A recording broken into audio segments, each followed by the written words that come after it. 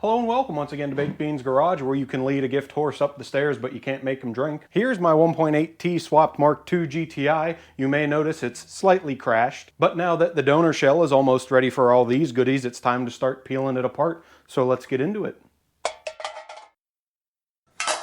So in here is an AWP from a 2004 Turbo Jetta. I figured I would use this opportunity to make a very concise video detailing everything about how I did this swap and how to get a 1.8T into your Mark II. And since I'm doing a shell swap, everything needs to come apart, starting with the engine, so then I can get to the subframe and the beam and the tank and all that stuff. So I'm going to start with pulling this out, but I figured I'll throw an electron cube in here to make sure it still runs, because it's been about a year, and I need a battery to get the rest of the fuel out of the tank anyway. We'll get there.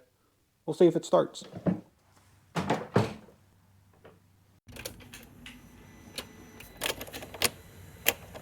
And of course we are off to a thunderous start. A fairly common failure point on these ignition switches, OEM and aftermarket, is the starter terminal. I'm gonna guess and hope that's what's happened. I'm gonna make a little jumper, see if I can force it.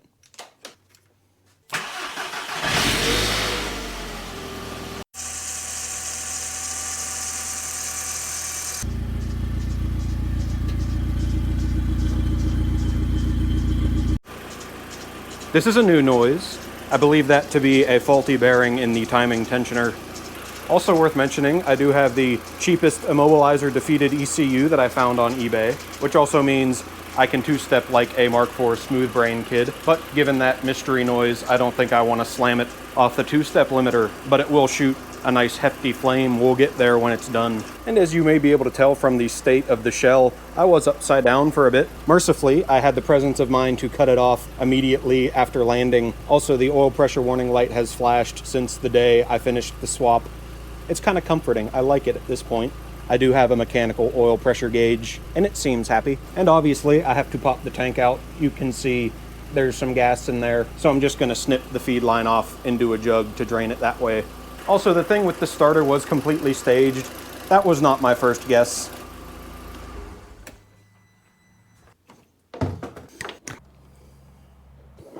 At least with no windshield, I'll be able to quickly cut it off when it starts spraying fuel everywhere. Oh, also the joke is not Harlequin. Nobody on Reddit got it. I was disappointed.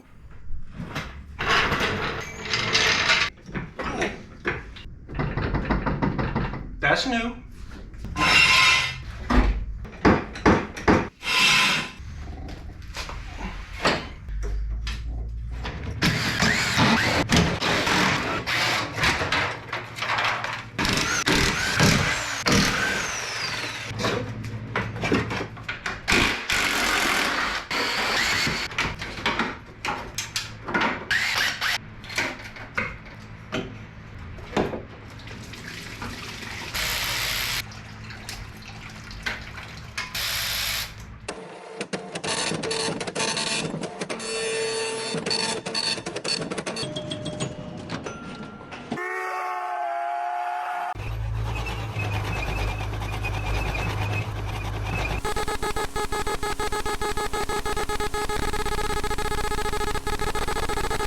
So here in the engine's house, it can be seen that it's looking a bit dingy. It could use some interior decoration before that lives in here permanently. Firstly, there are many holes in the firewall that I don't need, like the feed-through for the AC evaporator. The feed-throughs for the throttle cable and the clutch cable, to be addressed later, will have an E-throttle and a hydraulic clutch. There's also these two holes in the scuttle that do something, the feed-through for the vacuum line and the drain for the HVAC box. Now, in the interest of keeping this changeable for later, because I don't know what I'm going to want to do, I'm going to make it semi-permanent with some plates I have made out of some random aluminum that I'm just going to glue in with some expired airplane flavored sealant. Then I'm just going to tidy up in here and make it a little prettier. I will get rid of the brackets for the washer jug and the coolant bottle. Over here there is a bracket for the AC line and some studs for the fuel filter I don't need anymore. And since I feel like using a proper automotive urethane through a gun would violate the entire ethos of this car, I'm just going to rattle can it with my favorite appliance epoxy. And I may even address the rust in the battery tray. Anyways, montage time.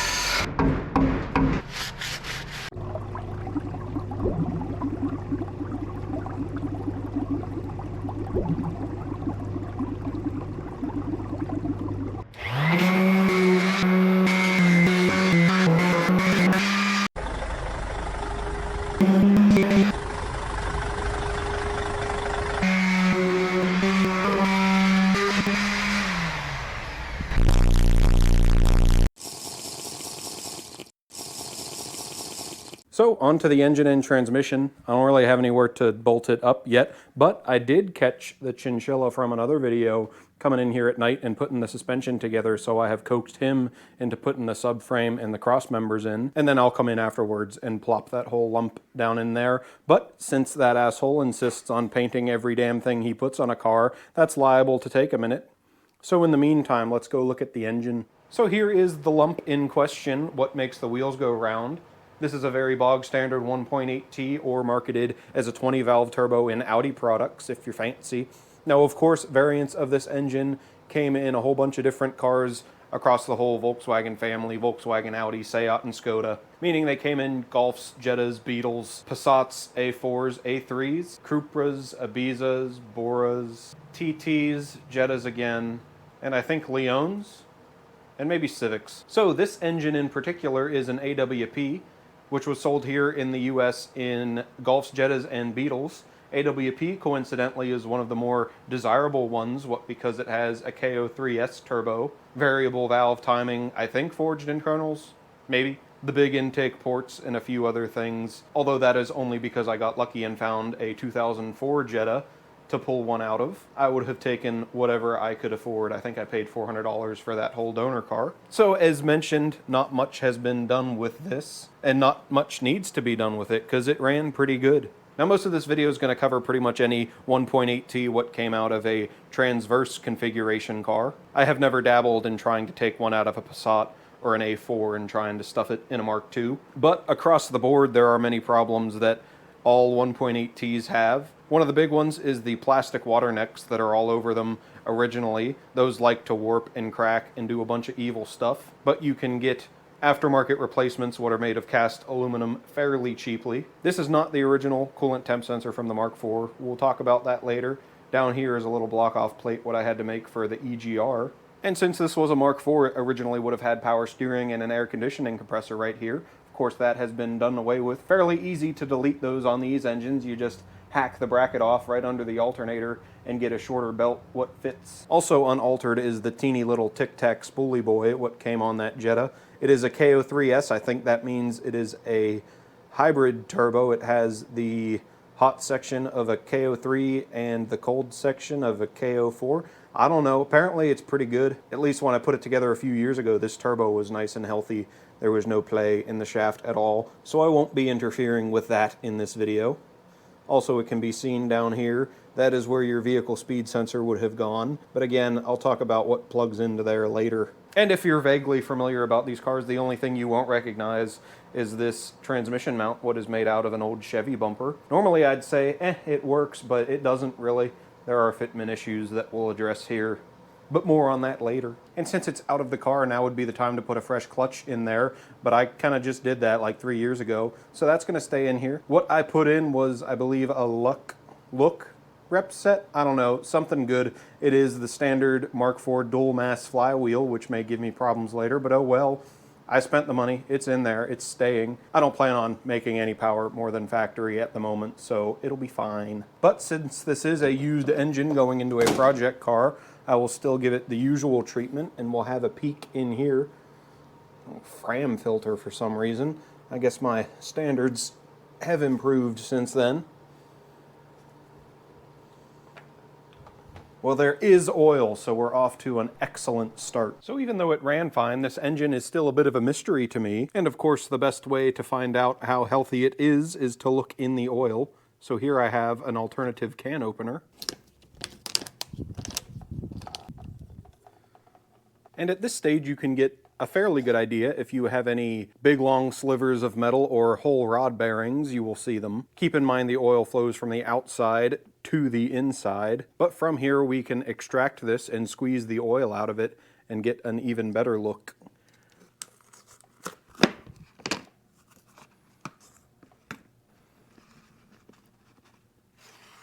And just keep in mind which side was the outside and which was the inside. I will have certainly forgotten by the time I go to look at it, but no matter.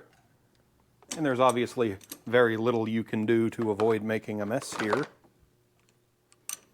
Especially if you have an old oil filter, just don't squeeze it too hard or the paper will just disintegrate.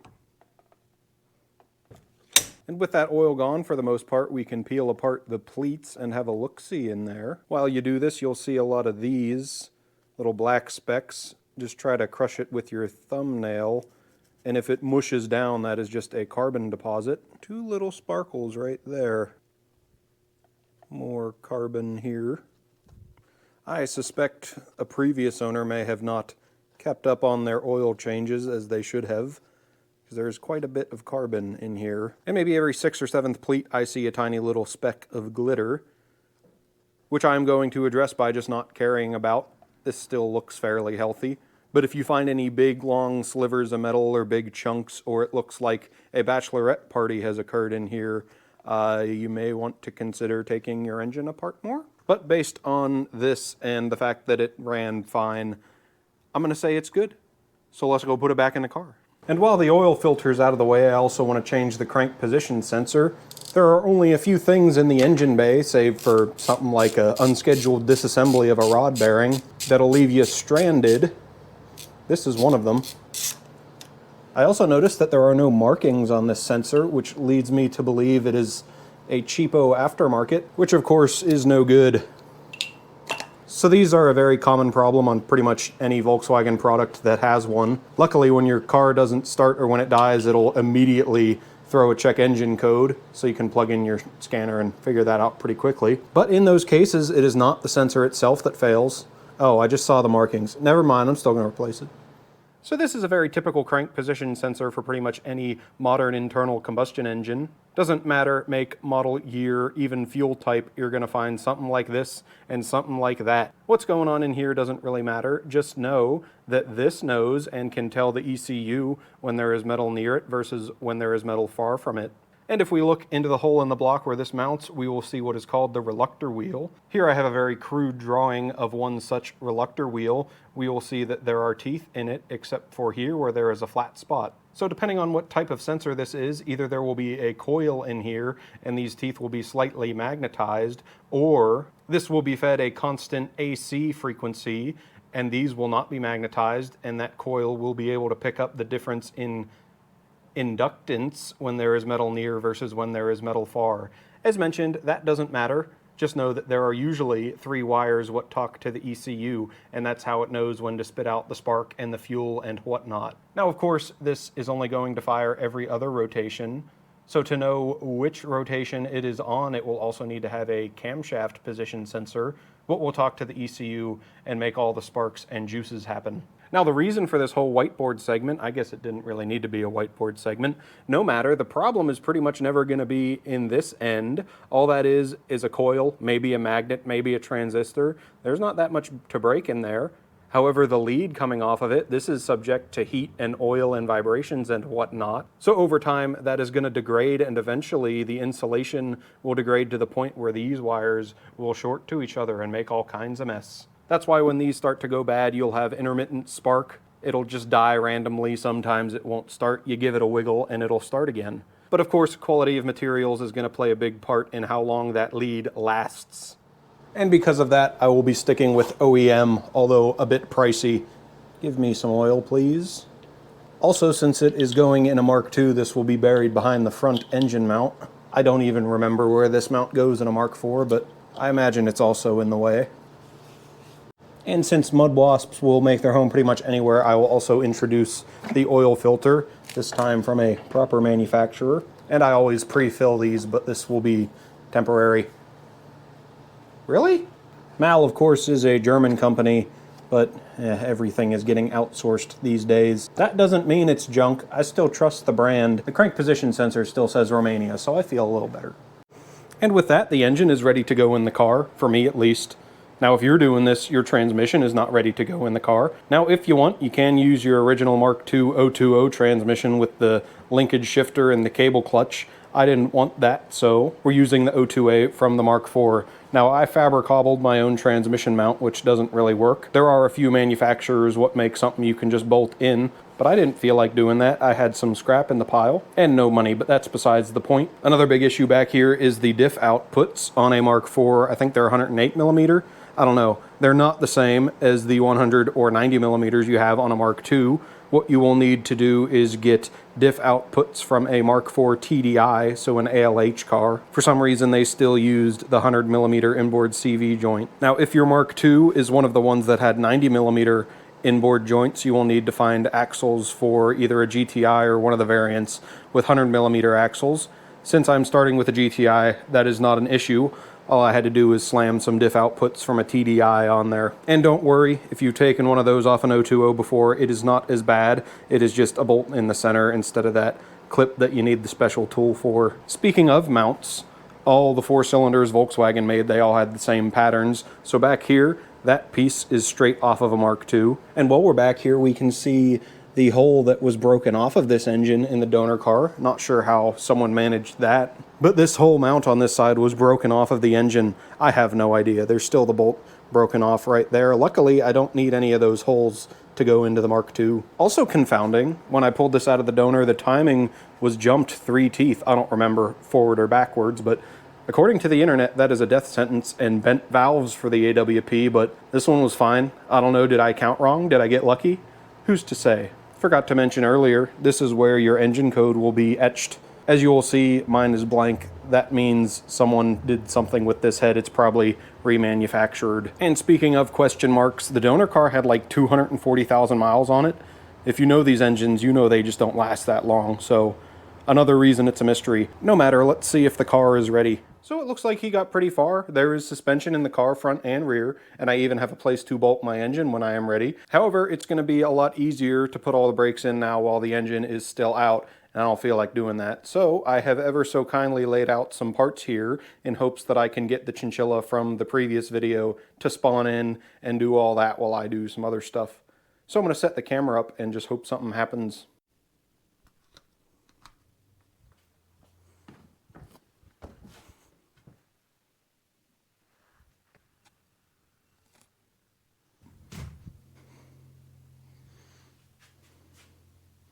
Hello and welcome once again to Baked Beans Garage, where brakes only slow you down. There's suspension in it and everything, and it steers, but I still need some... Suppose he's going to need the pedal box pretty soon, so I guess I'll go fix that up before he notices it's gone. So originally, since it's a Mark II, the car would have had a cable clutch and a cable throttle. The drivetrain now has an electronic throttle and a hydraulic clutch, so the pedal box needs to be interfered with quite heavily. Now obviously I have done all this already, although my workmanship leaves a little bit to be desired. No matter, it did work pretty well except for the things that didn't work. Now, as I may or may not have mentioned when I did the swap, I got a complete donor car, which was an 04 Jetta. For some reason, I only had flux core capabilities at the time, and a lot of these boogers are exactly that, boogers, but it worked.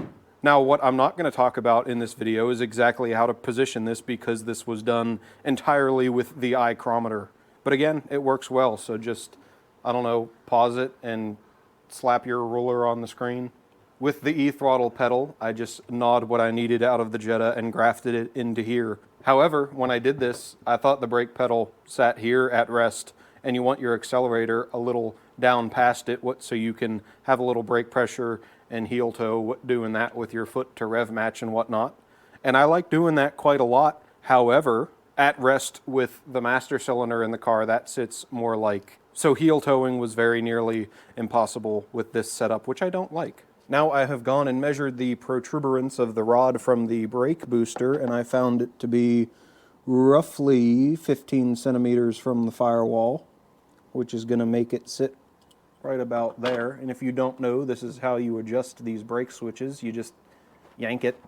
Come on, meow. And that should be enough to, yeah, at least hold the pedal right there. Also cobbled from the Mark IV is the clutch switch. I need that to tell the ECU when I want to be a hooligan. Again, it's a little hokey, but it did work, except for when it didn't, like when that happened. We'll figure it out later.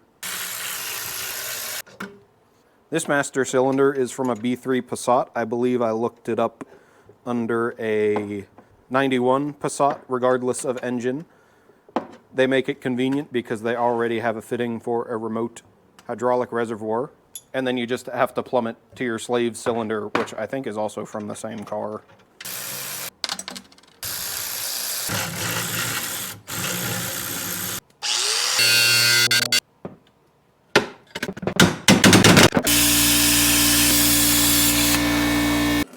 I just forget I have a plasma cutter, but it is handy sometimes. And that can go back on roughly in the same spot. I just need to give it a little angle. So I'm just gonna put that there somewhere. And I'll be honest, since corrosion and appearances is not a factor for this pedal box, I'm not gonna put that much effort into it. So I'm just gonna jump ahead until it's done. As they say, just enjoy it, never worry about how the 199398500A is made.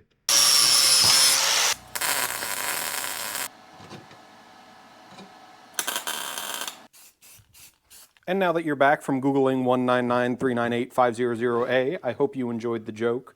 This is now fabricobbled, and again based entirely on the iChrometer. I think that setup is going to be a lot more conducive to the old heel toe. And I did give it a little clearance for that stop so I can adjust it later, what with spacers and such. I'd rather be able to just toss this and replace it if need be. The welds are pretty ugly, but I would argue no uglier than the booger party already going on with the Clutch Master. So time to go hide this in the shed and hope he doesn't notice. As expected, that idiot is taking his sweet succulent time, so I guess I'll go fix the exhaust. So this obviously looks like doo-doo, but I'm not quite done getting my money's worth out of it. Last Mark II I built, I spent the money on a Tektronix 2 1/4 inch catback, which fit really nice. They're not even that expensive. They're only like 300 some $. And I obviously can't afford track slag, so I'm just gonna knock the crust off of this. So this is a thrush welded muffler. It's just baffled inside. It doesn't do all that much, but it sounds half decent. I have no idea what this here is. It's been on the car since I've had it, and it hasn't popped open yet. That's why I have this one, the original one, blew open a little bit. You can even see here from these dimples that the two-stepping has started to make this one go all deviant art. Up here is my fabricobbled downpipe, just made out of some tailpipe sections from Extortion Auto. Over here is just a generic oxygen sensor bung with an OEM Bosch sensor. Of course, there's just one. You can't have an oxygen sensor downstream from the cat when there is no cat. Just look at your local laws. I don't condone breaking them. Well, I don't explicitly condone breaking them, but where I live, I don't need a cat or really any emissions devices, which is neat. And just a generic flex pipe and the flange hacked straight off of the OEM Mark IV downpipe. And I put this together before I swore off entirely of using this style of exhaust clamp. They are terrible because they just smash down and make a divot and then you can't get it apart. I'm gonna delete one of these. There's just gonna be a weld on whichever one I can get apart. We'll see. But these clamps back here, they came from Pennsylvania, but they did crack loose. I can't imagine that's gonna come apart, but I'm gonna try. Since it's going in a new car, I need these to be loose, so when I put it in, it can kind of figure out where it wants to sit on its own to keep the strain off the exhaust hangers. So that took quite a lot of effort, but it has been rendered into 3 big chunks. On the real stubborn ones, I had to cut a few slices. I have decided I'm not going to spend all that much time on it because this muffler and these bends aren't going to last forever, and I may have to change it later, what for emissions regulations, but we'll get to that if we get to that.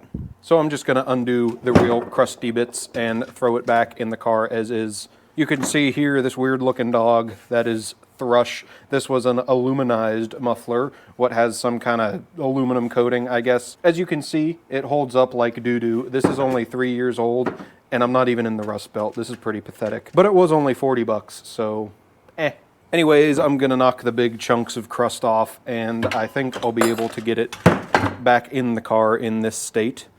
At least these band clamps are still serviceable. They just need a blast and a paint. I'm going to do my best to avoid using this nonsense when it goes back together. That does mean things to the pipe, and now this is impossible to get apart without doing all that. Okay, moderate effort. At least they gave me a hole over there.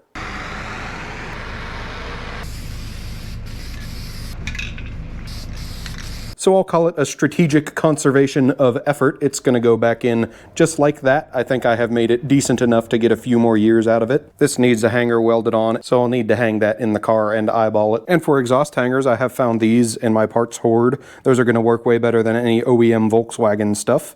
If you're a fan of the channel, you can tell why. Back to the car. Having removed the continuity covers, car is ready. There are stoppers in it now. Just need to throw my mounts onto that K-member. So both mounts on the subframe are original to the Mark II. This guy here has pins, so you can't put it on the wrong way. Well, I guess if you're just doing a swap, you wouldn't be taking this off, but it had to be pretty. Also, if you're exceptionally low, you can't get this bolt in with the control arm where it is. So if you watched me do that a little while ago without saying anything, gee thanks. Can't really see anything because I prioritized the camera over my eyeballs. That was smart. So for reasons I will discuss in a minute, I wanted this mount to be a little stiffer, for holding the engine where it needs to stay. And of course there's the age-old trick of filling it with windshield urethane to make it a bit stiffer. I have done something like that, except I have used more PPG PR 1826B half, which is airplane fuel tank sealant, that just so happened to be expired. I don't know, we'll see how that works. Also, originally, these have those two little rubber pieces that close off the ends of these because there's the voids in the rubber of the mount. I have omitted them because I'm to assume those are just for keeping out bugs and spiders and wasps and owls and such. And I will leave that slightly loose because it's going to need to find its home later. So as I pointed out earlier on this side, my CV bolts got into a bit of a fist fight with the subframe. Now I think that was only because my old mounts were super sacked out and I slightly misaligned my transmission mount when I made it. So that should not be an issue now, but I have still shaved in just a teeny tiny bit of clearance just in case. And on this side I have just a standard mount. Couldn't find any holes to fill full of sealant. However, it is new, so it should stand a better chance. And you may be wondering what happened to the CV boot if the bolts were that close to the subframe. You may also wonder if it's absolutely necessary to bead blast and paint all of the hardware. My answer is shut up. As for the front mount here, there are two main flavors you'll see on Mark IIs. One is this guy, the canister style mount. This is what I had before, and it was sacked out and then I filled it with more urethane.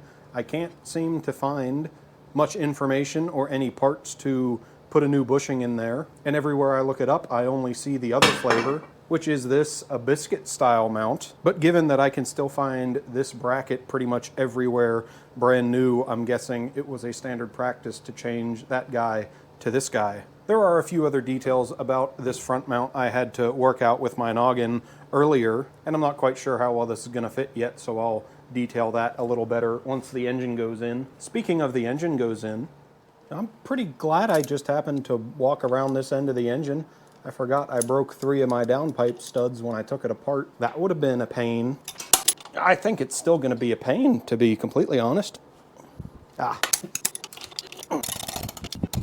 I will try some of God's tears and a pipe wrench.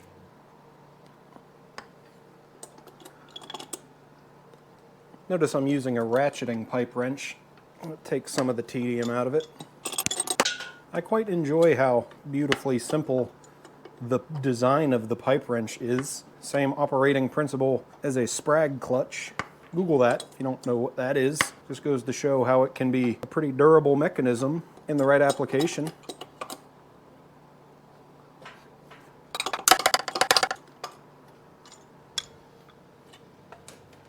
Unless, of course, the application is a Traxxas pull starter.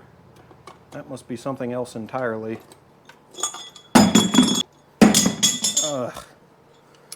I'm certain this will be quite exhilarating once I edit it. Just be mindful if you try that yourself, these jaws are super hard. That'd be a quick way to gouge your gasket surface. Speaking of gasket surface, now is a good time to clean it up. I only have one extension cord nearby, so enjoy the GoPro low exposure artifacts for a minute. And especially with cast iron, that is a good way to get rid of all the old gasket stuff without interfering with the surface itself.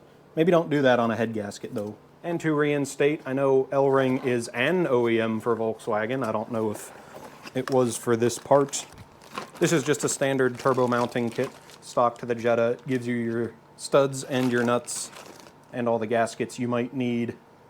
And of course, the best way to DIY this yourself is to thread 2 nuts and tighten them into each other, unless you have the actual appropriate stud putter inner tool, like some kind of fancy millionaire. In which case, get off my stream. But pro tip, using a flanged nut on the outside makes it ever so slightly easier.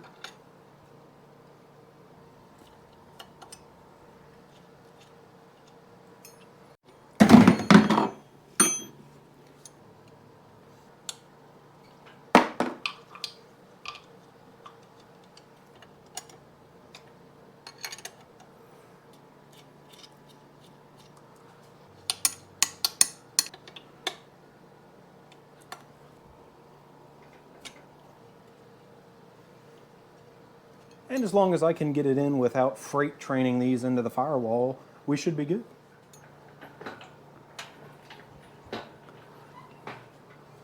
I also realize I haven't mentioned any of the timing yet. That is because I would like a bit more stable of a work platform to do that in, i.e. the car. Also, that will be a separate video. The biggest problem that still persists is my cobbled transmission mount. And obviously I need it on the subframe to further eyeball that.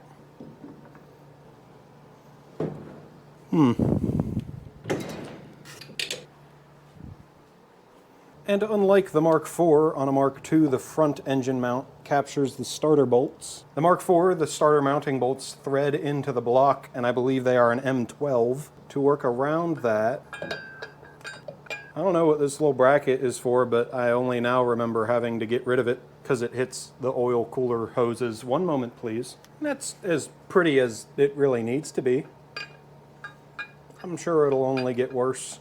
And of course, the holes are now oversized for the starter, but the bore of the starter registers into the transmission, so it rotates like that, but the mesh of the gears will not be an issue. And of course, just some long-ass bolts. I think they're M10.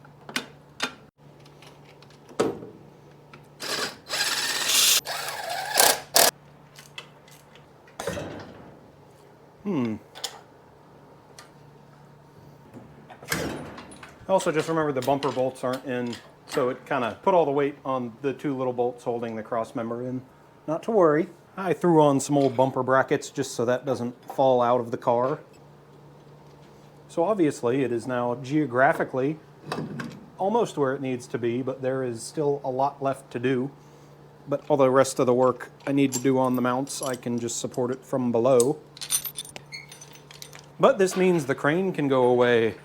I will have so much room for activities. So I'm going to go ahead and recommend you either get, I think, the Passat mount that works for this setup, or maybe just buy one, because I don't really know where this needs to go. I'll figure that out off camera, but Rainbow Dash is in the jar. And after much fiddling, here is where I have landed. It is now gray, but also it now puts the transmission in the right place. There is even clearance between the boot and the engine mount, so that's nice.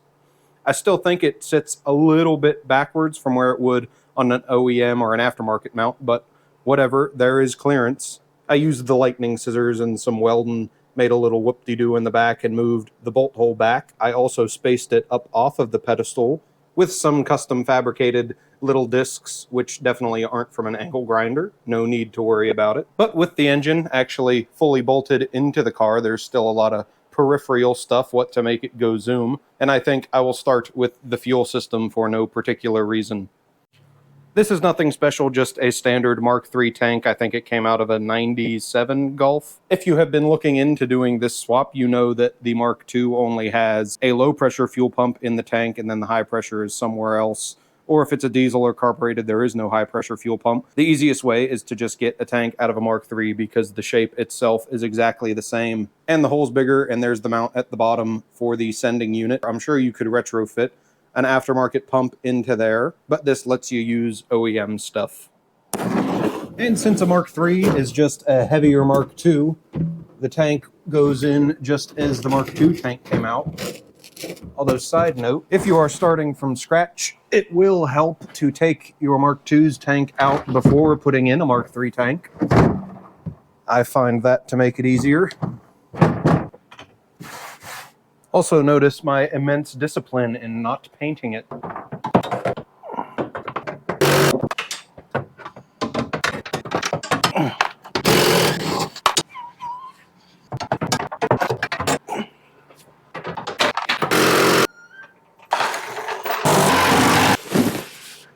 And this is fuel system adjacent enough. Here is the scupper thingy that always fits perfectly no matter what. Did you notice the sarcasm? I hope it came across. And there's this ringama-thing that's supposed to keep that where it belongs. Again, that is only in theory. Good heavens. Well, that's just going to have to be good enough.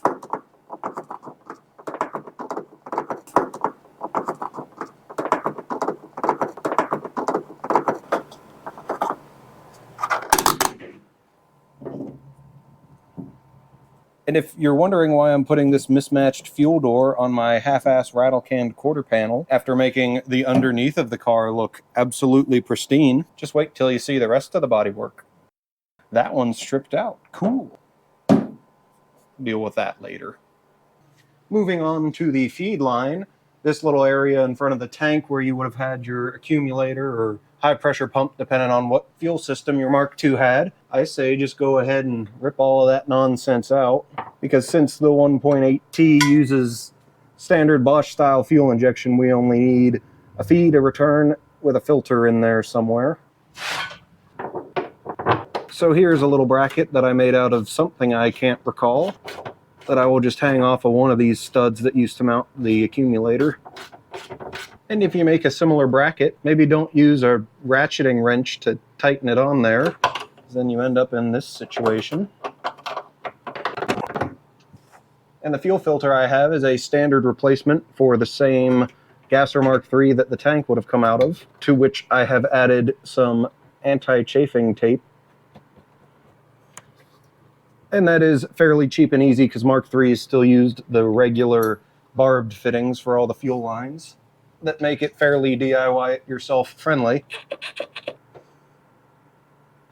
And I'm pretty happy with that mounting. It should last a good long while, so long as I perform the ritual. So let us do that. That's not going anywhere. Now it is just a matter of plugging that end into the fuel rail, then maybe getting a return line in here. But first, lying here, I have become distracted by my tank's manufacturer markings. They tell you the day, month, and year. This was made on the 1st of April, 1997, so I think my guess was correct. This came out of a 98 Golf. I don't remember specifically. I think it was silver. And since it was a US market car, it came out of the Mexico plant. That is nifty. I never bothered to read that before. Okay, tangent over. So all Mark IIs, at least in the US, had nylon fuel lines. I don't know if they were the same between a gasser and a diesel in terms of what they were made out of, but since this was a diesel, the original fuel lines would not have been made to take any pressure.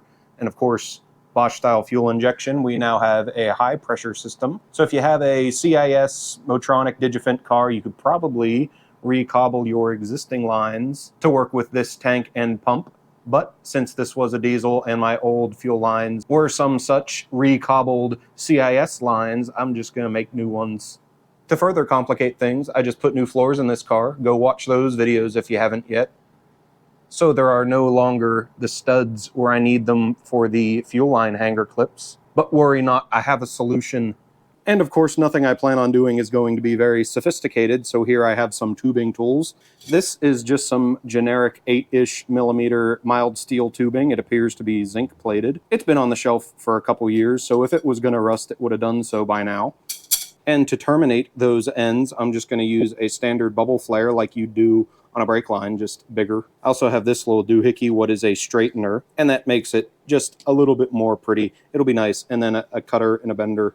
And along the floor, everything is pretty straightforward. However, since it's a Mark II, the fuel lines go through this little hole that goes down through the fuel rail. And then somewhere around the passenger's footwell, there's a hole on the inside of that where they snake through. So getting it through that passage is a bit of a pain, but I do know it's possible.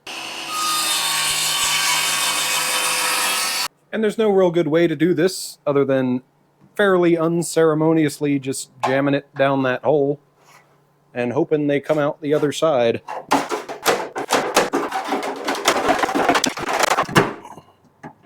And I actually just slammed that one all the way to the back of the frame rail, which is much further than it's supposed to go. I'm sure this one will go just as worse. They don't really have to go all that far before you can grab them and pull them through from below, he says so confidently. And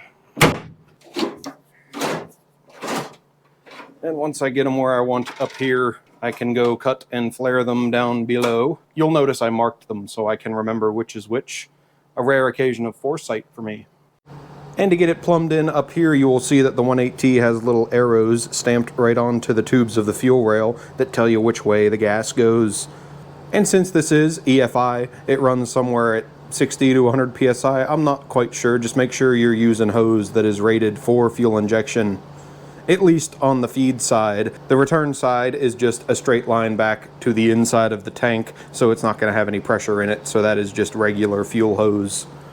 Also, the Mark III tank has arrows on the outlet and inlet, what tells you where the gas goes. There is also the line for the evap system, which I have not worked out what I'm going to do with it yet. It is not ideal to just leave that open to atmosphere, because then your tank is vented to atmosphere, which is not only illegal in most places, but also kind of smelly. So we'll work that out later, but for now, just the feed and the return to get it running.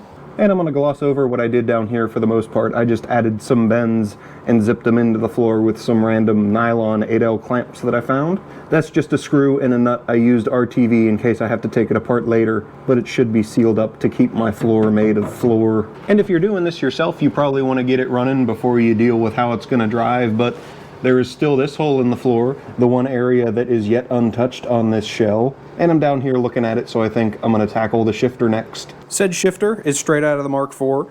That end is all original. It does not need played with. This end does need some interference. I forget how it mounts into the Mark IV, but it's different than a Mark II, obviously.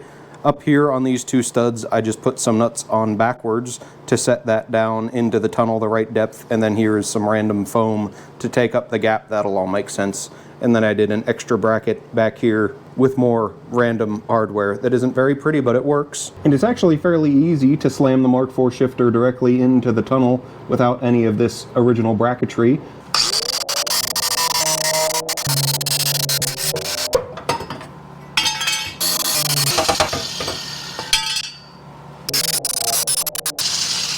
And it's not the most elegant solution, but the remnants of those brackets aren't going to be in the way of anything, so they can just hang out. There's also a little lip right here, what you might consider shaving down for some clearance on the cables.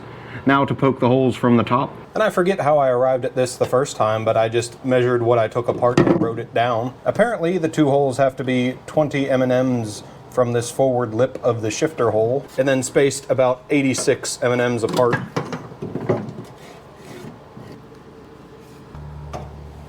Give me a couple minutes while I deduce what half of 86 is.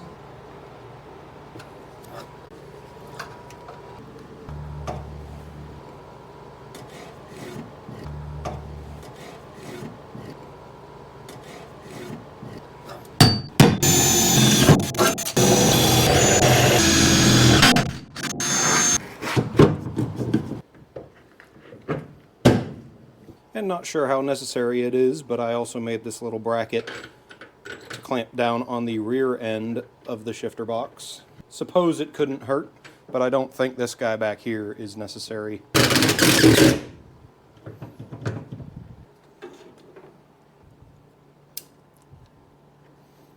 And this is all just going to stay stock Mark IV stuff, at least until I can afford one of those fancy-dancy aluminum scaffolding race car shifters that comes up halfway through the cabin.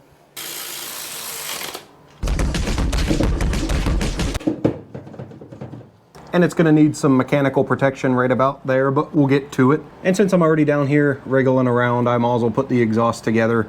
I'm not going to want to do that later. And luckily I even have somewhere to bolt it onto, because some legend came in and put new studs on the turbo flange. Hopefully that stays there long enough. Please. Can you see anything? Is my head in the way? How's my bald spot look? I've been working on it.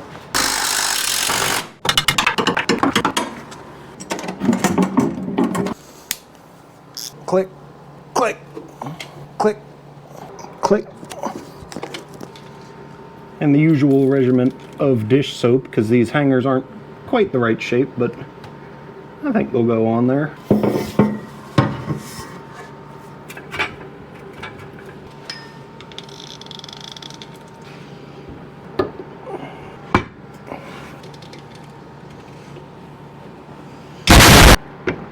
Ow. So I have given it a new hanger, courtesy of some old crusty Volvo parts. Now this paint holds up pretty well, but it doesn't cure completely until it gets hot a couple times. So to avoid making it all ugly when you're putting it in, just let it cook for a while.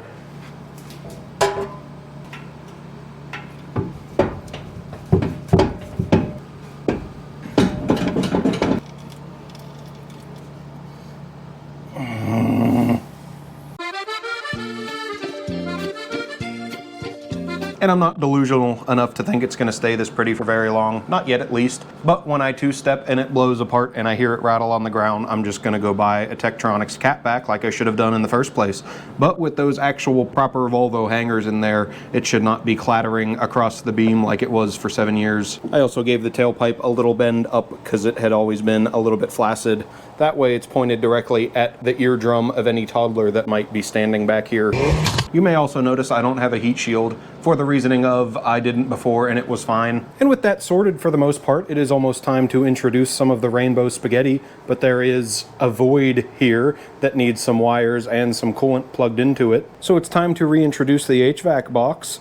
I'm not going to cover this too much. It is already lobotomized. All it has is a heater core and the hot-cold selector door. The AC evaporator is gone, as you can see. The port that warms your feetsies is blocked off, and the fresh air selector valve is jammed to always fresh air, never recirculate. All that because I don't remember the last time I drove this car with the windows up, so I don't really care. I just want a heater core just in case it ever starts to overheat. If you want to see how to rebuild one of these properly, go watch my Volvo video on that I did a while ago. They are pretty much exactly the same. And because 45-year-old foam gasket, a hefty bead of RTV at the fresh air inlet is helpful.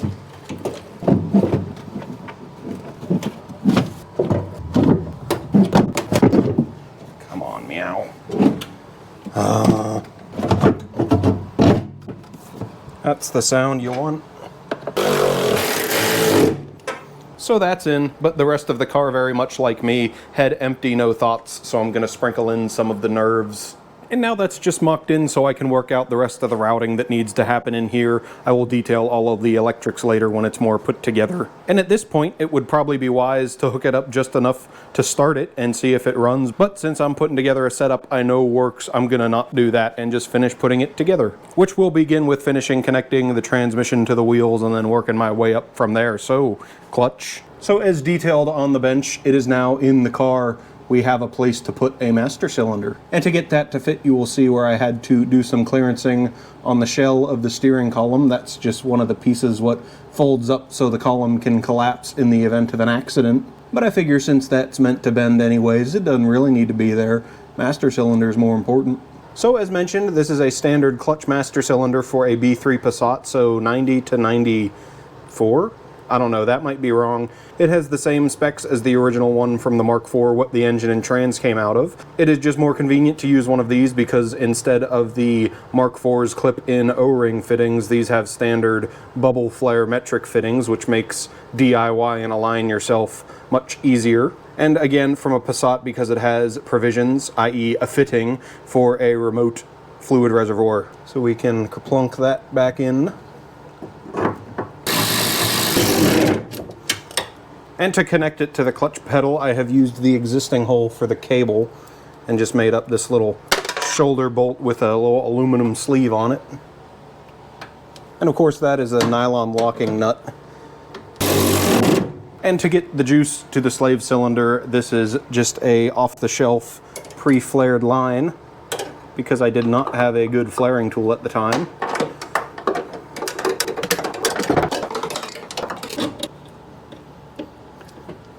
And for the same reasons as the Master, the slave cylinder is also from a B3 Passat. Just make sure that's actually on the fork. And it has squirted on me. Very rude.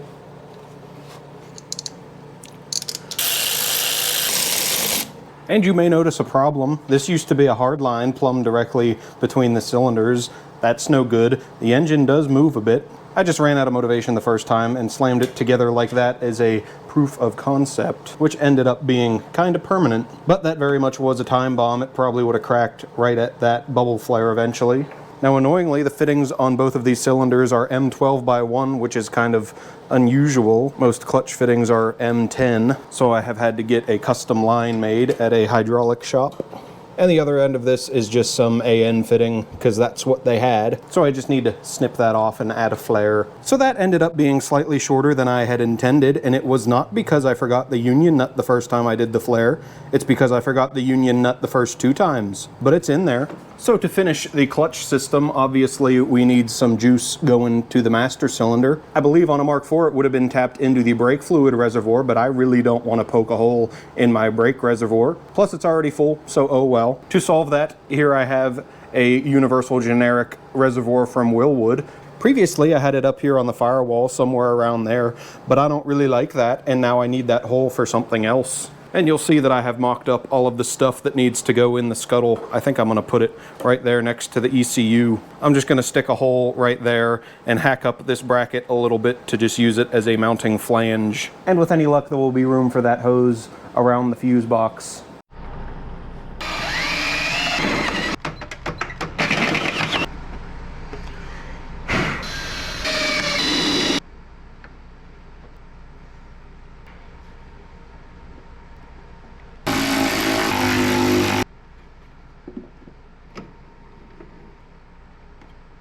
Now that reservoir is certainly bigger than it needs to be, but no matter, it'll work.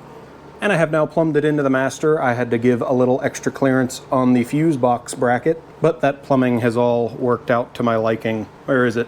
There's a lot going on in there. No matter, I skipped over bleeding it because that was a pain. You can see here how the bleeder is angled down at the floor, so all the bubbles are going to go forward. So it took a lot of going back and forth and sucking on it with a vacuum and doing it manual, holding it with the cargo bar. But clutch is now working. At least it feels like it is. Guess we'll find out later. So to finish connecting the transmission to the wheels, axles. As mentioned previously, these are standard Mark II axles with the 100mm inboard joint. Just measure your car and see what you have before you go buying stuff. These both happen to be new because it was convenient. They're fairly cheap. However, this one is a Chinese reproduction. This one is a remanned OEM axle. My reasoning is that they were both Chinesium beforehand and they were good enough. Now the Chinesium ones, they'll hold just about as much power as OEM ones, but they're just not gonna ever last as long. There's no touching the original hardening on the balls and the races of these original U-joints. But we'll see, we'll let them hash it out and see which one breaks first. Hopefully neither do. And as mentioned previously, all you need to do on the transmission end is find the diff outputs from a Mark IV TDI, of course Golf, Jetta, Beetle, what have you, and then everything else lines up. You just bolt the original axles onto that transmission, and that joint and boot is still on there just from mocking it up earlier. And both sides still have a stub axle in them just from wheeling it around earlier.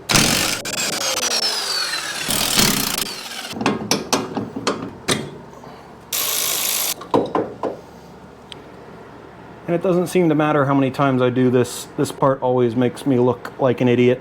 Here's me not even remembering which end goes in first. Maybe. And I imagine this is going fairly smoothly this time because the transmission is in the correct place, or closer to the correct place. Before this, I couldn't even get the joint in past the pedestal on the subframe, so I'm gonna count that as a win.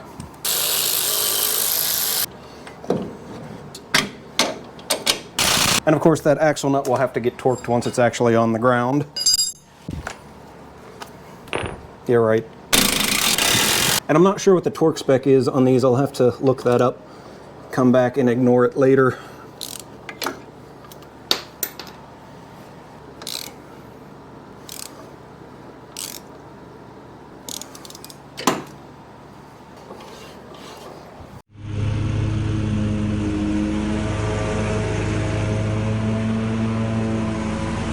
And now that the wheels are going to be able to go around, there's still a lot of pipes that need to go back in here. Suppose I'll start with the cooling system. So through my usual regiment of just going to a salvage yard and finding what pre-formed hoses I think might fit, I have landed on 2 hoses that just so happen to be from the same Mark IV Jetta. I'm honestly not sure where in the car it's from. And this longer one is a Mark IV heater hose. And I have left it long and goofy and wiggly just in case the heater core decides to explode on the highway one day. I will have cut it out by now, but it took 5 tries to say that last sentence about the heater core. And I forgot to finish it. If the heater core explodes, I can just snip this one off and loop it back into the other one. But again, this heater core is just an auxiliary radiator.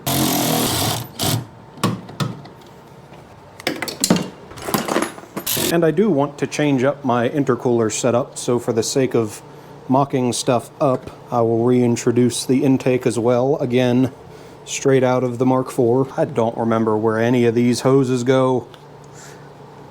Maybe? That kind of lines up. And this thing is obviously pretty wasted, but in the interest of keeping the critters out of there, in the meantime, it can go back. Never mind, I'm not going to start with the cooling system. I'm going to throw in the intercooler pipes first. But to have something to plug them into, I suppose I need an intercooler first. Well, I guess before first, I'll need somewhere to put the intercooler, so here is the cheapo Chinese repop core support that has been trying very hard to turn back into iron oxide and dust for the past decade. And for this video's lesson in sunk cost justification, I have spent entirely too much time trying to pretty it up and committing many sins with the MIG machine. And there may have even been some body filler involved, but I have decided to solve that problem by just not getting too close to it with the camera. Hey, get away from there. Don't worry about it. And I don't feel like getting into the spiel about why it's actually an aftercooler and not an intercooler. Whatever I feel like calling it, it's hung off the core support by these 2 bolts that I will use a jam nut on the bottom and use it more as a stud than a bolt. Did that make sense? I don't care.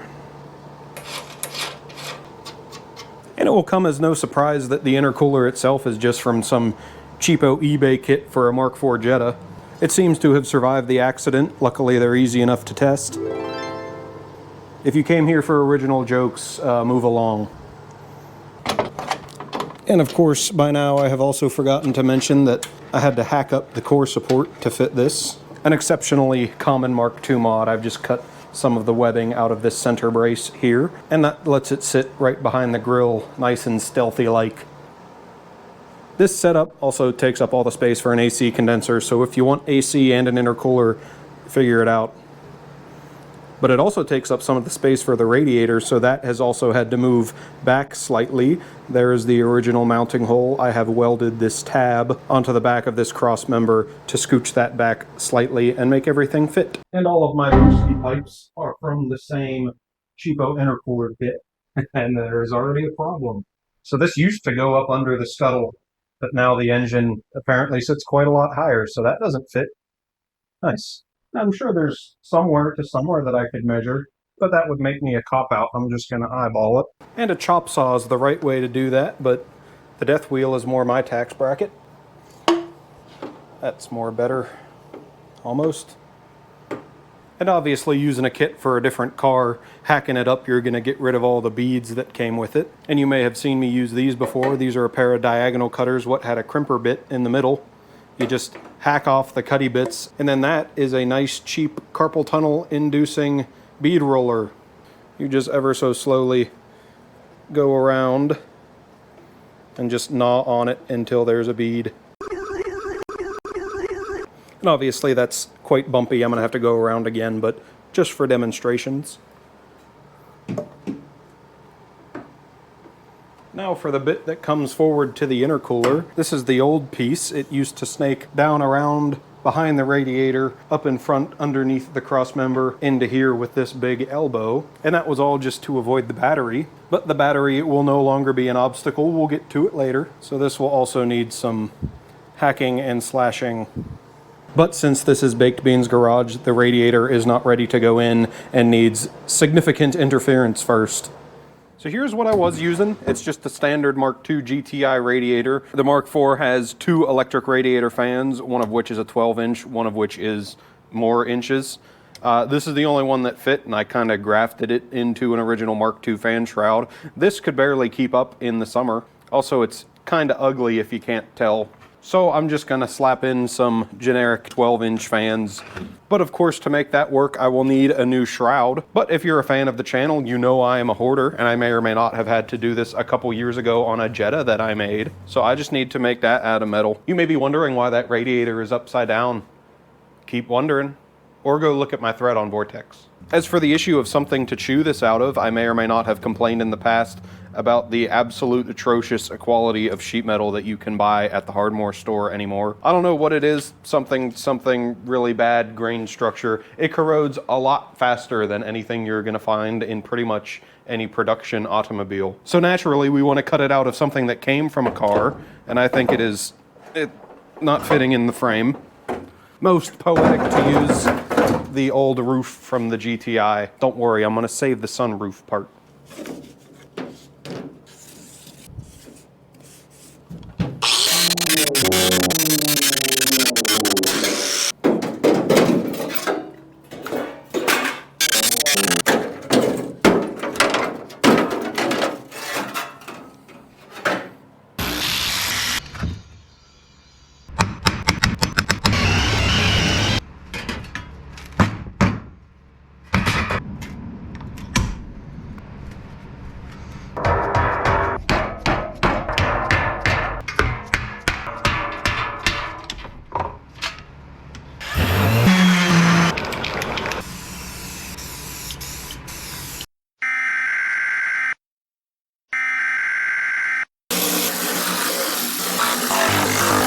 So for simplicity's sake, I'm just going to use the original Mark II thermo switch in the radiator. Now, if you're not familiar with these systems, here is an original Mark II fan.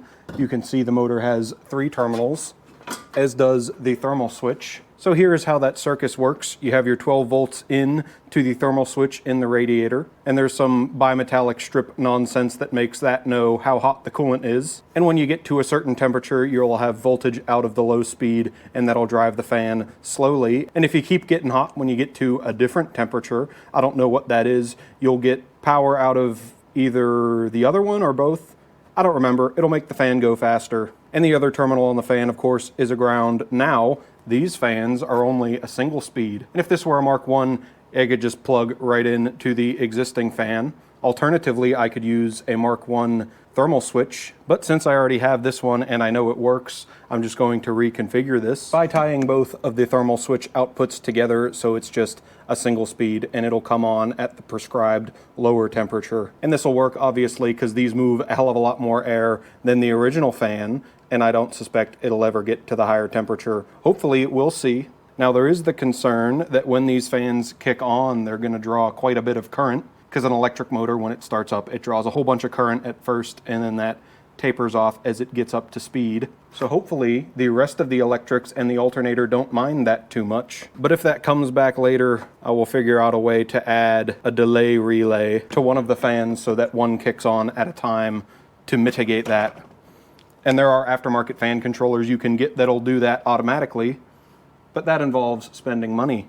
And I would briefly like to talk about how to stick your wires together, because if you're doing an engine swap, you're going to be doing a lot of this. So I think there are 3 main considerations to keep in mind when doing your wires. Firstly, if you introduce a blob of solder via a splice like I do all of mine, keep in mind that that is a rigid body and that is going to add a stress riser right there and right there, so you want to keep this in a spot where it's not going to have to move around. And then of course adding your heat shrink, not tape, will keep the moisture out of there because these bare copper wires will corrode if given the moisture. Next, when you're doing splices, keep them staggered in your bundles, and that will both keep your bundle skinnier and cleaner looking, but also if there is a problem with the insulation on one of these, it is less likely to short to something else. And then of course, clamps and tidiness and wrapping your whole harness in tape. You want to keep these splices out of any branches that might have to wiggle around, keep them in the big trunk of the harness, as you will see in the car. And then just for mechanical protection, some fabric tape, not electrical tape. More on tape and stuff later. And to get this put together, all I have to do is make it look like that picture and cobble in this fan connector, what is from the Mark IV, just so it plugs right into the car without any mods on that end.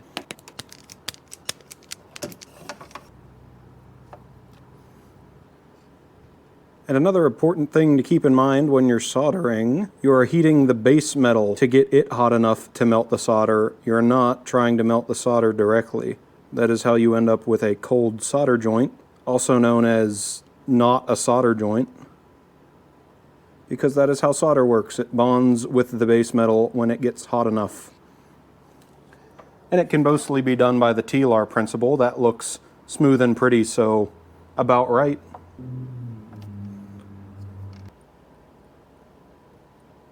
Also worth mentioning, when you first start with a cold wire, adding a little bit of solder to the tip of the iron, i.e. tinning it, acts as a thermal couplant and helps move that heat along into the wire.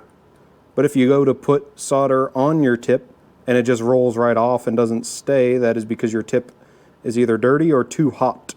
So shut it off, let it cool down, clean it up, and then try again. And the decision between a heat gun and a flame to shrink your heat shrink, that decision should be made on which one you can find first. And that might put a little bit of soot on your wires, but I'm not gonna pretend like that makes a functional difference. And for tape, I only ever use this fabric-y stuff. Using that cheap black vinyl electrical tape is just asking for problems later.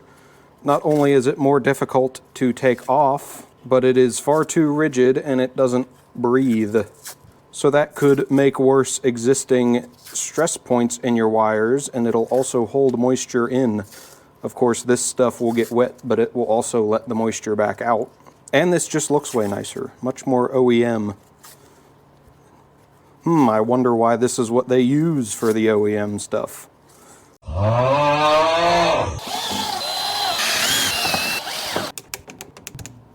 And with that, it is protected from moisture with the heat shrink. It is protected from vibrations with the routing and attachment, and protected from chafing and mechanical damage with the tape. So that'll at least outlast these cheap Chinese fans. Nice. And since I had already painted this, of course I had to modify it again. Here you will see where I had to add some clearance for my intercooler pipes.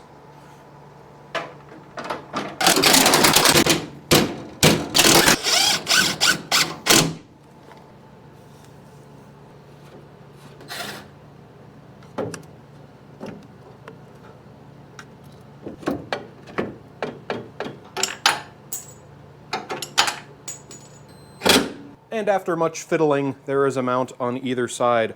Oh, if you're new to Mark IIs, yes, it is supposed to be crooked. But now this one is slightly less crooked than usual. It's also angled back in the car slightly, but there is room for intercooler. I also had to shave that little nub down, but it fits. So before I go burying this under some coolant hoses, I'm going to address the PCV system. So before my little kerfuffle, I had the big line coming off the front of the block and a T right around here, and it went off in front of the battery. But now I need the room in that corner for the intake and stuff. So the catch can has moved back to the other side, where it was back when this had a 16 valve in it. I even got to reuse my original mounting holes. And this is the standard Mark IV PCV elbow, just a new one, because they have all turned into nothing at this point. You'll notice this says Volvo. This is the hose what goes between the coolant reservoir and the radiator from a 740, although I think it's the same one on a 240. No matter, it does a really good job of going from the outlet on the cam cover down to this T at the front. And this little joggle here even serves very nicely to tactfully dodge the upper radiator hose, so that works really nicely. And of course there is no reason to suspect that I just had to cut out 5 minutes of looking for this little retaining clip. And I guess I say PCV, but this is no longer a PCV system since it's just vented to atmosphere. It is now just a breather. And there is something to be said about how this hose is going to react being full of oil vapor since it was made for coolant, but don't worry about it. And my upper radiator hose is still this cobbled mess, but it worked, so I suppose it'll continue to work. I believe this middle section of the hose is from a hose I got for a 96 Camry with a 4-cylinder, it has a nice long straight section and it was the right diameter. And we'll see how much this continues to bother me. I might do something about that. And here is the same catch can that's been on the car forever. Also plumbed using some random preformed piece of heater hose, I think. I just forgot to get a union to plug that into there, so that'll have to happen later. Moving on to the coolant jug, you'll notice when I painted the bay, I added these 2 little nubs with the studs on them. They are made out of an old hood hinge, what had a bit of a run-in with the Sawzall. And the coolant bottle itself is straight out of the Mark IV. Here you'll see another one of those cheapo cast aluminum upgrade pieces, and that fits quite nicely as such. On the bottom of it there is a little feetsy to which I added a bushing made out of a bit of hose just to keep that from rattling against the wheel arch. And to the wheel arch I have added a little circle of anti-chafing tape, and I did that because a circle is lighter than a square. You can look that up in a science book. And these bottles also have built into them the low coolant level sender. Not sure what came on what cars where, but at least in the US, gassers did not have that sensor. I imagine if you have a diesel, you can make that work. But that means my cluster didn't have that built into it, so I have shaved it down because that always filled with detritus and yuck. And for some reason, a standard Mark II gasser lower radiator hose fits right on with no interference, as I will now demonstrate, hopefully. And of course that's slightly different from how it's supposed to sit from the factory, but it's been good so far. And here you'll see my alternator charging lead mounted fairly ungracefully to the transmission case. That still needs a clamp right about there. It used to go through the front engine mount, but that is different now. And with that, just about all the plumbing under here is done, so I'm about ready to crank on the ignition stick. However, if you've been singing along at home, you know that the battery has been evicted. So I think that's a good segue into all of the electrics and the ECU. But first, I need somewhere to mount said battery. It's gonna go back there. But the car's been off the road for over a year now, so I've been keeping this battery in the battery tender. And I'm not going to pretend like I'm serious enough about performance for this just to be for handling. But of course, in a very nose-heavy car, getting as much of the weight back here as possible can't be bad. But my main reasoning for doing this is because I feel like it and I can. So I think I'm going to put it right there. And for reasons of aforementioned weight distribution, having it further forward would be ideal, but I can't afford one of them fancy light batteries, and my lower back already needs as much help as it can get, so this will be much easier. So I did some cardboard aided design here, and I have come up with quite the elegant system. Not really, but I have committed a grievous sin in doing so. You'll see that this is nice and shiny. I went out and paid money for raw materials. Absolutely trifling, but I saw this at the Hardmore store and thought it would be perfect because then it will both be adjustable and I can use one of the holes as my grounding lug. But if I want to do that, of course, I have to weld them in. And you may be thinking, Chinchilla, it would have made sense to do that before I painted the floor and put the fuel tank in. To that I say, I'll have to touch up the undercoating, but no matter. I will zap those in, and then I will be able to use U-bolts like such and a bar across the top. And yes, I realize I'll be welding to the outside of the body, but that is where the bumper sits, so it will not be visible.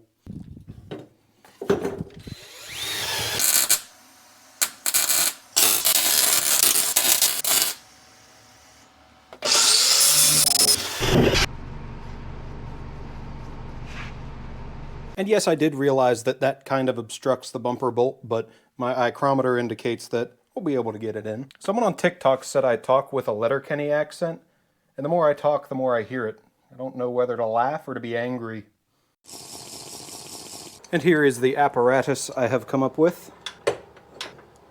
And I have added some foam to keep the battery comfy.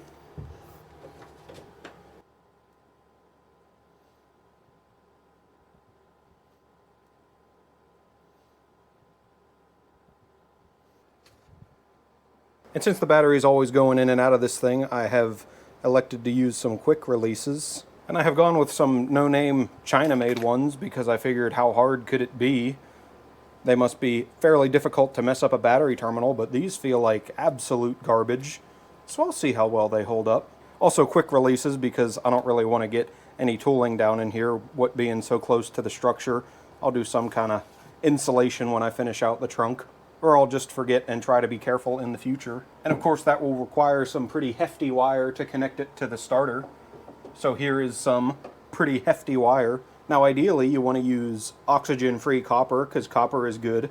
This is copper-clad aluminum, and I could lie and say that's because it's more flexible and a lot lighter, but if you've seen my videos before, you know it's because it's a lot cheaper. This is 0 gauge. I believe the original battery leads on a Mark II are something like 2 or 3 gauge?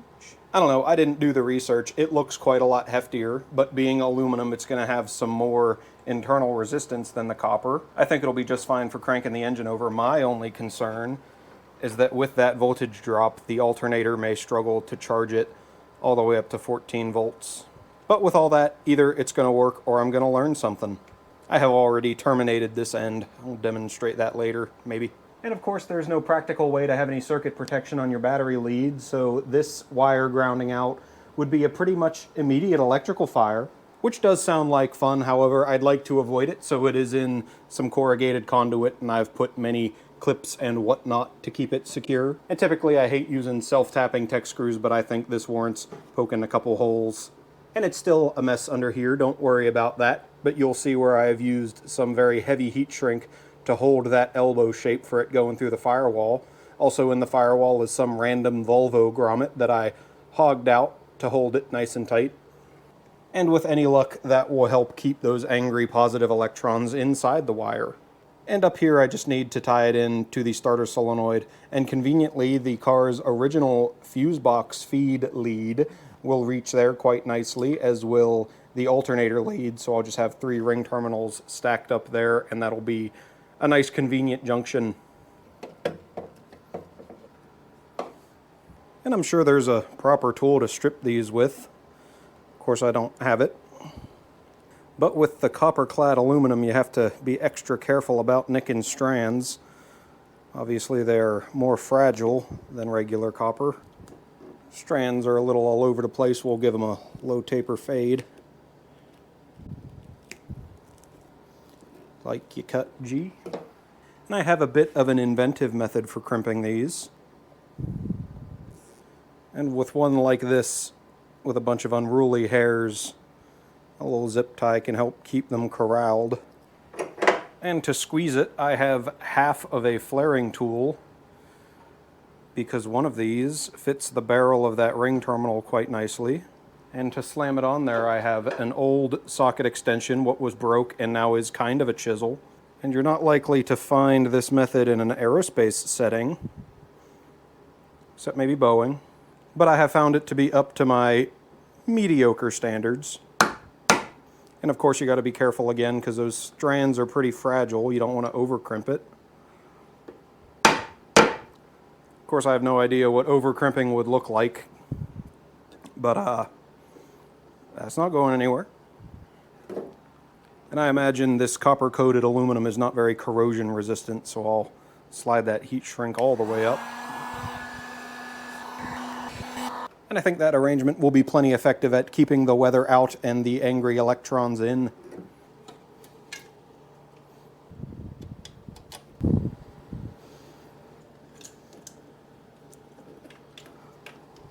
And then I just need a ring terminal on the fuse box battery feed. These like to get all corrody anyway, so it's nice to get rid of them. And that still had the factory crimp on it, one of which came apart while I was fiddling with it. That is something to keep your eye on if you're doing electricals on your Mark II.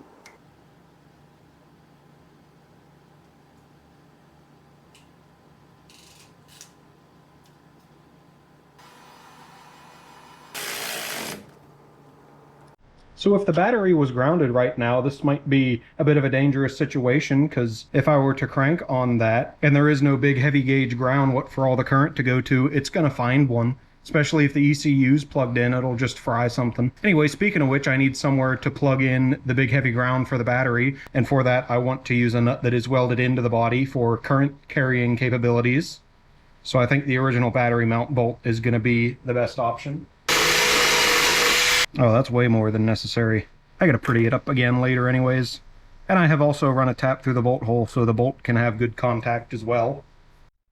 And to get that to the engine, I'm going to use one of the factory ground studs, what is part of one of the mounting bolts, so I just need to make one more wire.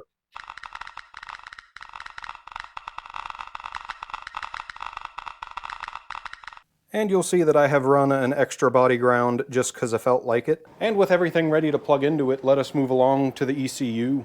So of course you have options when you're choosing your engine management, whether you want to stick with OEM or go with a standalone like Megasquirt or something. And this is obviously, for the most part, a stock Mark IV ECU. However, from the factory they have an immobilizer, more on that later. So I just went on eBay and found the cheapest immobilizer off ECU I could find, and that has come at the expense of the volume. Of course, this has all the pops and bangs and two-step built into it. But whatever, it works, it runs the engine. So to install it, also straight out of the Mark IV, I have the ECU mounting bracket. What I have bent these ears up, and it will live right there in the scuttle. But now it sits a little further to the right on account of the clutch reservoir here, which puts it pretty dangerously close to the Speedo cable, so I will put that in first. So if you go with a Mark IV transmission, you'll have to fiddle around to make your Speedo cable work.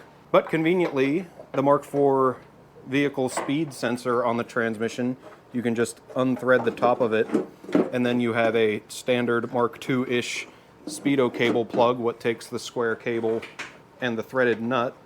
So I have cobbled together something that works. But since the original cable I had was from a gasser, it had that little box right here, what's supposed to tell you to get your oxygen sensor serviced or something. So this cable is from a diesel, because it goes straight from the cluster to the transmission. And there's heat shrink on the lower end to help hold that nut on. On the top end, it's just because I broke it, because it's a Mark II. And clearance is at a bit of a premium, but it is present. And this ECU does just slot into this bracket, but there is not room to do that in the Mark II scuttle. You may also notice that my fingers are very concerningly close to those exposed pins. I'm not going to do a lecture on electrostatic discharge, but whenever you're handling something with pins and a circuit inside, touch the case first. Ground yourself before you wreck yourself. Speaking of which, I don't know who Hot Boy is, but I think I have a more appropriate sticker. That's a little better. And to make it serviceable, since I have to take the tray out, if I need to get the ECU out, I will do some more riv nuts.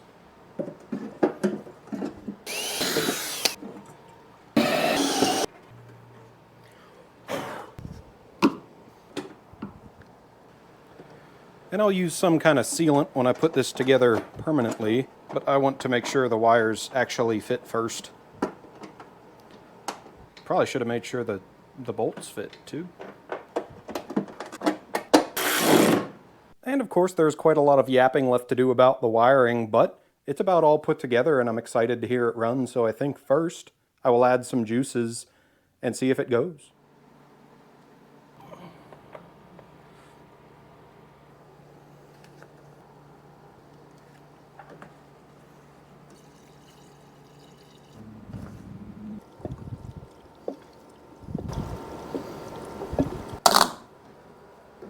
I also just remembered the ignition switch was doing something weird, so I have harvested the one from the Golf, and this will have to be the arrangement for now. And if I have connected everything, like I'll probably explain later, when I turn that I should hear some fuel pump, and I should hear the stepper motor and the throttle body wake up. It's making noise, I hear some bubbles. Of course, with the system being completely empty, I will have to let it prime for a little while. The wipers are going. I don't know why. They shouldn't be. I'll just amend that quickly. Ow!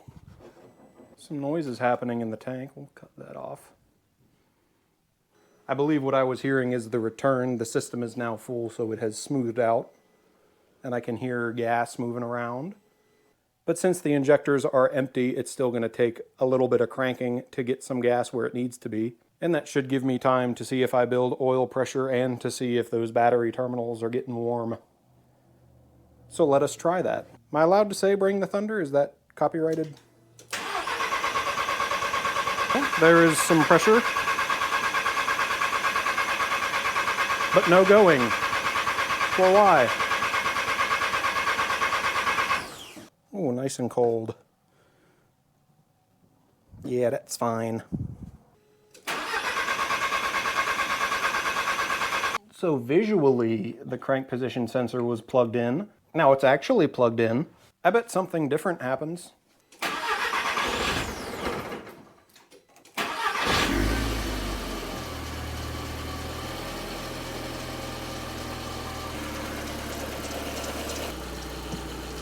And the idiot light would have me believe that it is charging. However, I should probably open the door. And that's sounding as healthy as it ever did, so I'm just gonna let it get a little warm, keep feeding it coolant, and see if anything happens.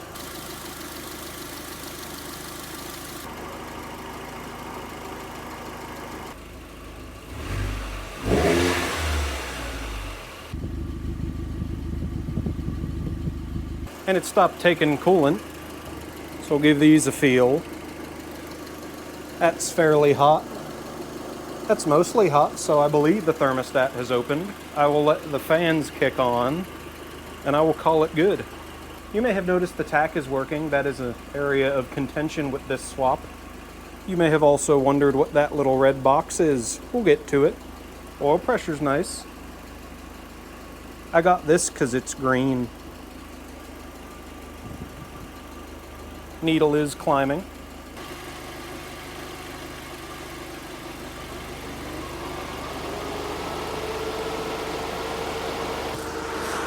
Well, that's nice.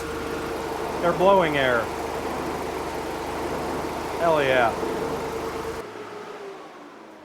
Well, apart from the fan spinning backwards, it run pretty good. I didn't make the shroud to be able to come out with everything still in the car, but that doesn't mean it won't.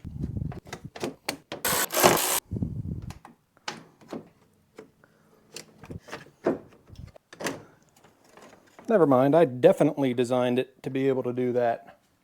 Those fins were already bent, as far as you know. And I only just realized it is quite the mild example, but you can see a bit of a witless mark from the old fan crashing into the radiator fins during the accident. That just needs some mild surgery. We'll be right back.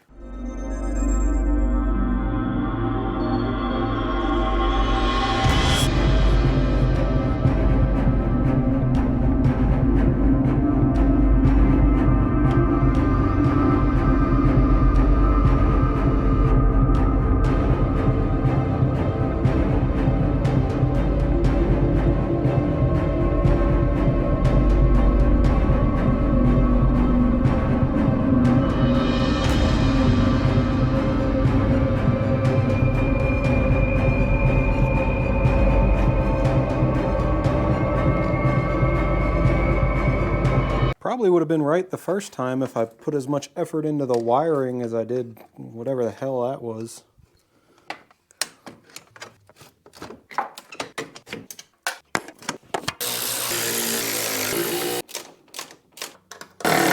And the fans are hot to the battery, so if I just jump the thermal switch, should be able to verify. That is better.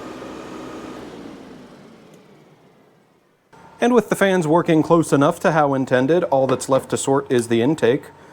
Of course, this blue coupler was just for mocking up purposes.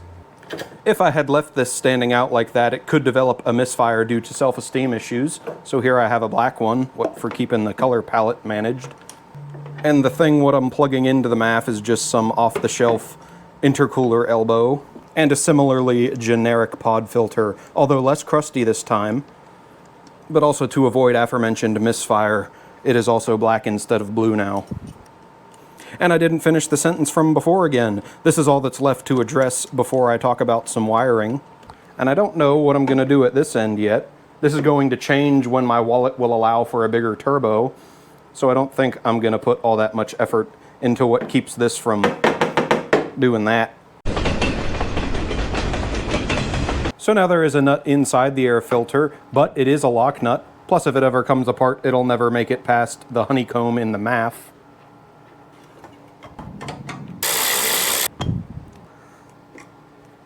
So that's pretty good enough, but of course now the shifter weight runs into one of the unused bolt holes on the MAF housing flange Of course, on the Mark IV, the MAF would have screwed directly into the airbox, but it does have a bit of a tube end right here. You can just throw a silicone coupler on. A little too convenient not to just throw a zip tie right there to keep it from rattling, or at least so they rattle together. But with the engine bay pretty much done, except for some exposed rainbow spaghetti right there, I suppose it's time for the fun part, the wires.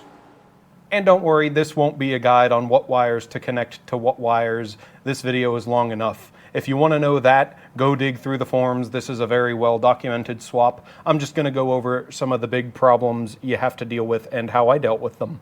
So here are the main problems. First off, the immobilizer, as mentioned earlier, that is a safety feature built into the ECU and connected to it from the factory.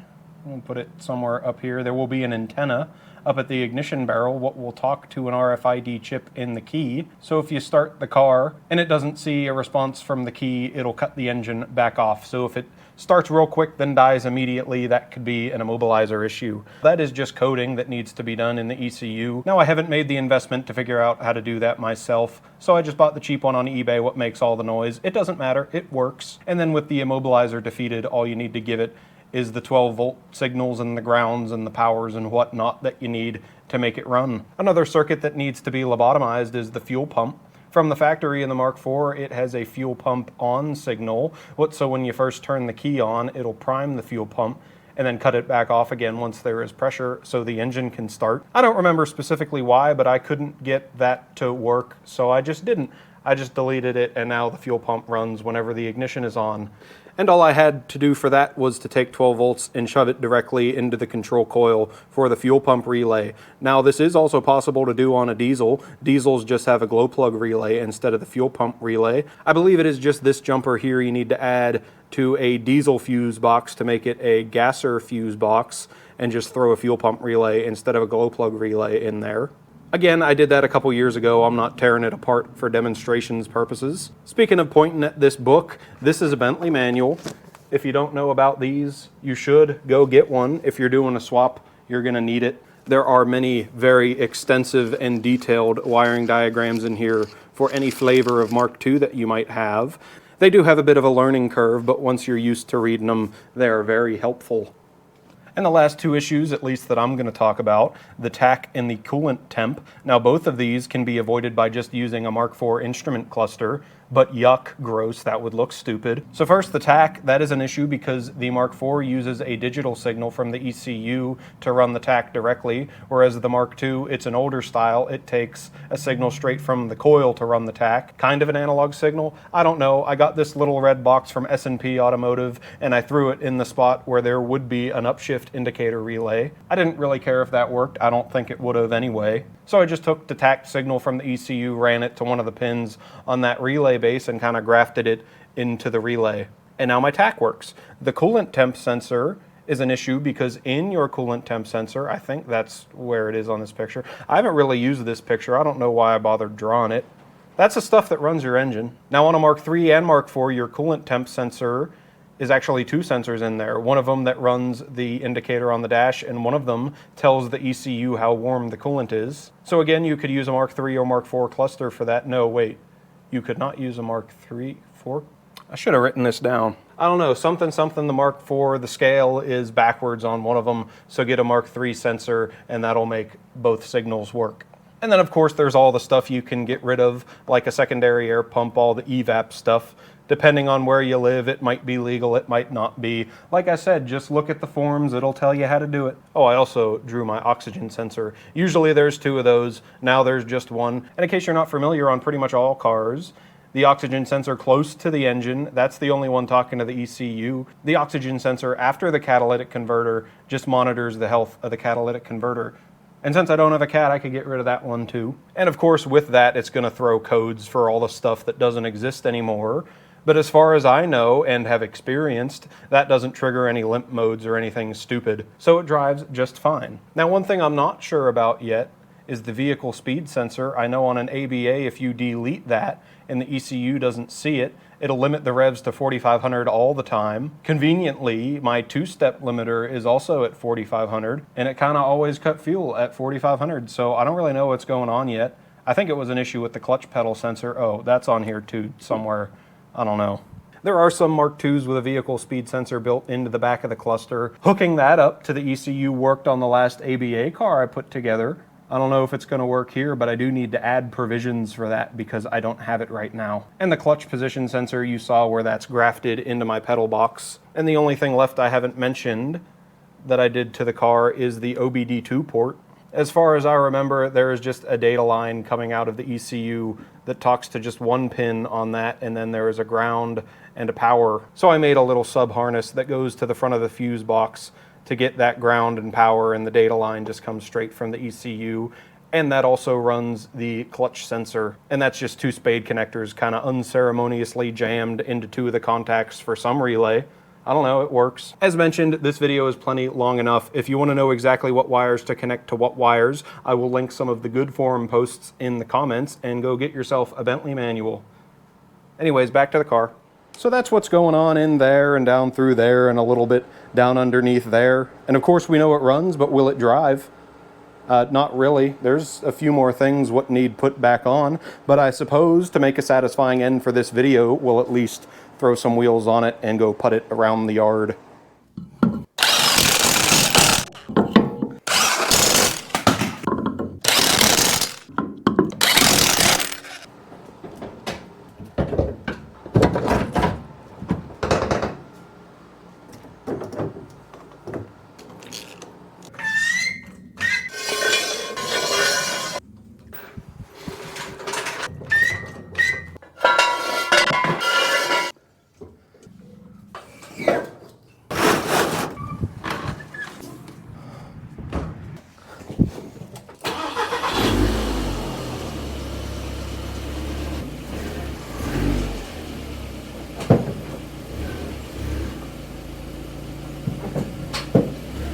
That's a clutch.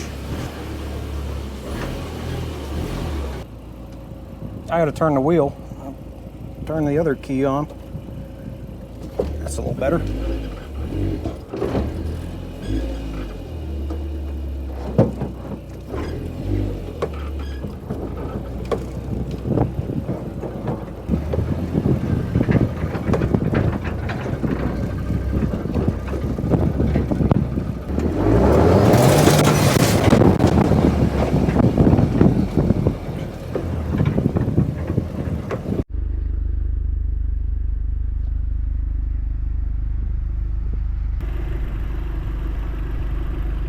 So this one as well, as I think can really be asked. The fan's cut on, it didn't overheat, it didn't make any weird noises, but it did start smoking real bad.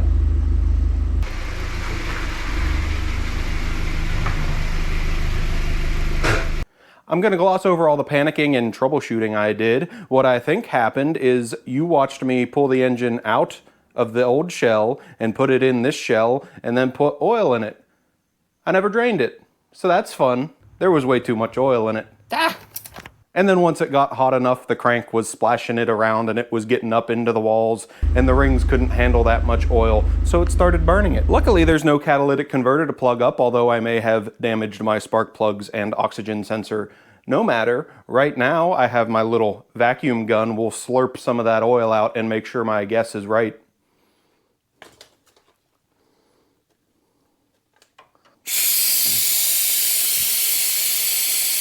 And judging by the color of that, that is mostly old oil.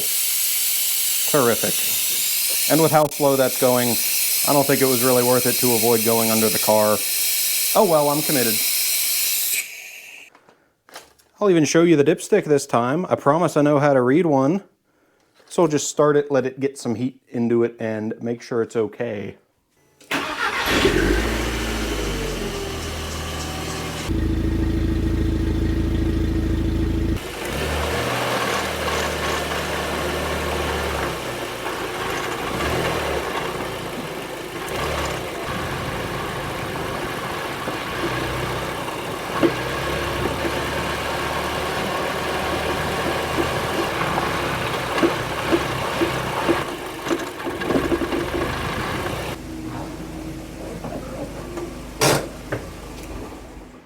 So the smoke has gone away entirely, which is nice. I think I have gotten away with it. This also gave me an opportunity to check if the battery is charging to the full 14 volts. It almost is. There's about 0.2 of a volt that is being lost between there and there, but 13.85 is plenty. Although I did notice an exhaust leak right at the up pipe gasket. You can see that bit of oil spatter where it was chewing on oil before. I might do something about that, we'll see. And the last thing to do is check to see how unhappy this ECU is. Connector still dangling on account of no interior.